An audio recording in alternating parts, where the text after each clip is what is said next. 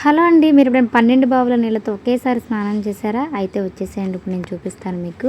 ఇది వచ్చేసి మచిలీపట్నం బీచ్ దగ్గర ఉన్న 12 బావుల గుడి అండి. సో దీని ఫుల్ పేరు అయితే నాకు తెలియదు కానీ 12 బావుల గుడి అయితే బాగా పిలుస్తారనమాట. ఇక్కడ వచ్చేసి 12 బావులు, ఒక్కో బావుకి ఒక్కో పేరు ఉంటుందండి. సో 12 బావులు అనమాట. సో ఇక్కడ చాలా బాగుందండి. సో ఫస్ట్ నేను ఒక క్రిస్టియన్ అండి, బట్ నాకు ఈ గుడికి వెళ్ళాక చాలా బాగా నచ్చిందనమాట.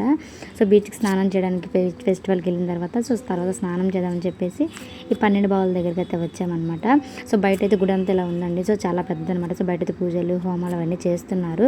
సో ఎంట్రీ టికెట్ 10 రూపీస్ అనమాట స్నానం చేయడానికి. సో మీద లోపలికి వెళ్ళమని చాలా అసలు ఎంత బాగుందంటే ఒక్కొక్క బావులో నీళ్ళు తీసి చల్లగా స్నానం చేస్తుంటే చాలా హ్యాపీగా ఉందన్నమాట. తర్వాత అయితే నెక్స్ట్ అయితే చూసారు అలా శివుడు అలా వాటర్ శివుడి పై నుంచి పడుతుంటే చాలా హ్యాపీగా ఉందన్నమాట. సో ఒక ఆంజనేయ పై నుంచి ఒకటి శివుడు తలపై నుంచి అయితే వాటర్ పడుతుంది అనమాట. అసలు దాని కింద నుంచి స్నానం కానీ చేసి చాలా బాగుంది. అంటే ఫుల్ ఎంజాయ్ చేశాను అనమాట. సో ఒక్కొక్క బావులో నీళ్ళు తోడుకుని మా పిల్లలు అయితే